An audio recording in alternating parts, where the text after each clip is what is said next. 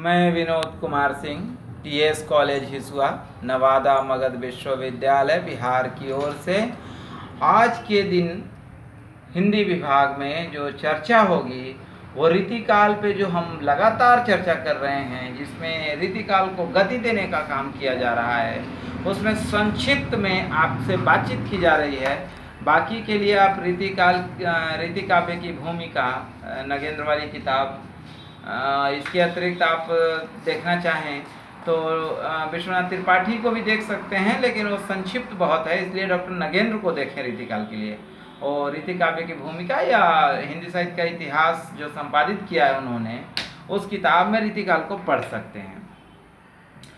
आज की चर्चा जो कल की चर्चा थी कि रीतिकाल के कवियों का जो वर्गीकरण हुआ, उस वर्गीकरण में आप एक चीज़ देखे होंगे कि जब आप रीतिमुक्त और रीतिबद्ध में अंतर देख रहे थे तो उसमें पूरनचंद टंडन का एक मत है। पूरनचंद टंडन जो आलोचक हैं और दिल्ली विश्वविद्यालय के एक प्रोफेसर रहे हैं, उनका एक कहना था रीतिकाल पे कि रीतिकाल में बद्ध और मुक्त ये दोनों कवियों में फर्क इतना था कि जीवन और काव्य के बीच की जो दृष्टि है, उस दृष्टि में फर्क है दोनों में। एक कहता है कि काव्य जो है जीवन से की जाती है, और एक कह रहा है कि नहीं, जीवन के लिए काव्य की जाती है। जैसे रीतिबद्ध के कवियों का कहना था कि राजा तथा राजा के मनोरंजन के लिए कविता की जाती है, और वही रीति मुक्त कवियों का ये मानना है कि नहीं, कविता से जीवन है। दोनों में एक फर्क है। एक महत्व कविता को देने वाले हैं और एक जीवन को महत्व दे रहे हैं कि जीवन है तो कविता है, और दूसरा कह रहा है कि नहीं, कविता है तो जीवन है। ये बहुत बड़ा आलोचन। अंत में जाकर नामवर सिंह ने आधुनिक काव्य जब चली, रचनाएं होने लगी, तो उसमें नामवर सिंह की किताब आई, नई कविता की प्रवृत्तियाँ। तो आप उसमें देखेंगे कि जीवन और काव्य पे चर्चा हुई, लेकिन रीतिकाल में सबसे पहले इस पर चर्चा हो गई, और तब कहा गया कि जीवन और काव्य के बीच की जो दृष्टि है, वो दृष्टि अनुभूति की दृष्टि, उसमें फर्क आया। ऐसा नहीं था कि रीतिबद्ध वालों ने शास्त्र के आगे अनुभूति को छोड़ दिया, बिल्कुल नहीं, छोड़ा तो नहीं, लेकिन शास्त्रीयता के आगे अनुभूति थोड़ी दब सी गई। लेकिन वही रीति मुक्त वालों के पास अभिव्यक्ति में अनुभूति का बड़ा सामंजस्य रहा, और यही कारण है कि रीतिकाल में मुक्तक कवियों ने, यानी मुक्त कवियों ने ज़्यादा अपने आप को प्रदर्शन किया। अब आप देखेंगे कि आज की चर्चा जो होगी वो केवल इस पर होगी कि रीति काव्य में जब भी ऐसी चीज़ें चली तो रीति सिद्ध कवियों का जो मामला रहा वो क्या रहा। तो आप जानते हैं कि रीतिबद्ध और रीति सिद्ध लगभग समानांतर चलने वाली पीढ़ी है। रीति सिद्ध में और रीतिबद्ध में कोई खास फर्क नहीं पड़ा, लेकिन आप एक चीज़ रीतिकाल में अवश्य देखते होंगे कि इसमें हर एक तरह की रचनाएं हुई। जैसे इसमें रीति निरूपण, रीति विशिष्टान, इसके अतिरिक्त रीति स्वरूप, और देखेंगे तो रीति को लेकर के कई तरह की बातचीत हुई। इसमें आप देखेंगे कि रीति के साथ परंपराओं का समावेश होकर के कविताओं में उसको उतारा गया। दूसरी चीज़ आप देखेंगे कि संस्कृति का बहुत प्रभाव इस पे देखने को मिलता है, लोक संस्कृति का प्रभाव इसमें देखने को मिलता है। आप देखेंगे कि इसमें भक्ति भी है, इसमें समाज भी है। यदि ये समाज न होता तो आप घनानंद, ठाकुर, बोधा तथा आलम को कहाँ रखते हैं।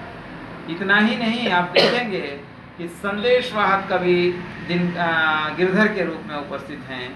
इस रीतिकाल ने निश्चित रूप से विभिन्न कवियों को अपने क्षेत्र में उतारने का काम किया।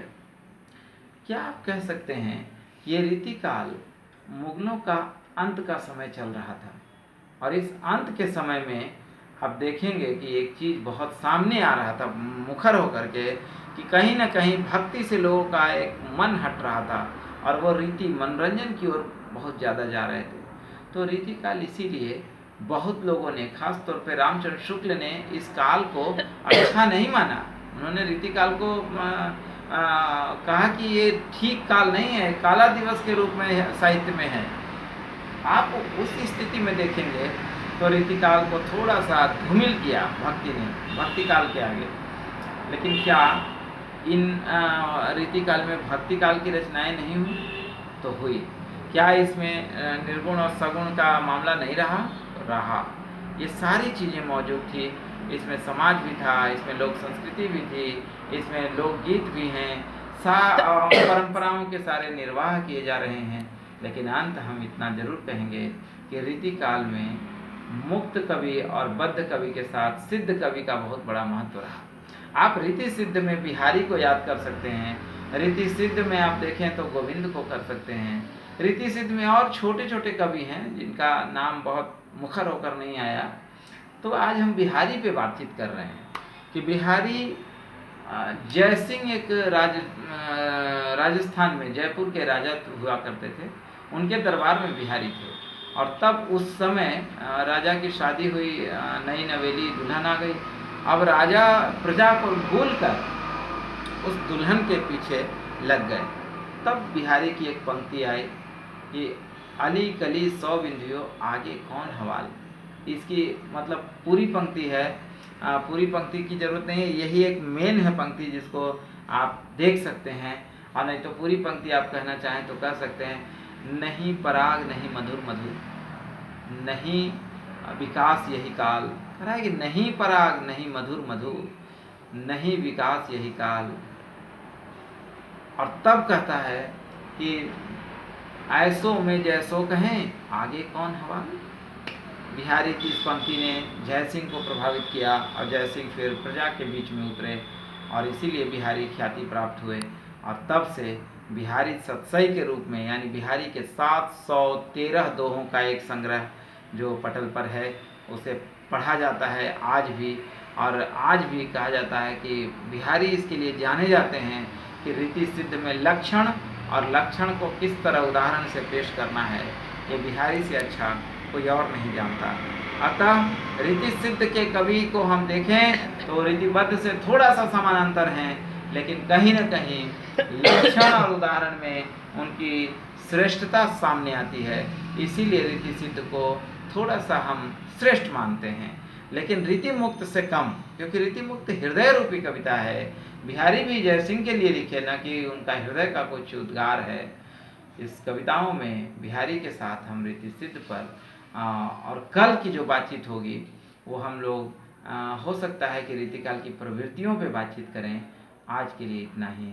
बहुत बहुत धन्यवाद, बहुत बहुत धन्यवाद। नमस्कार।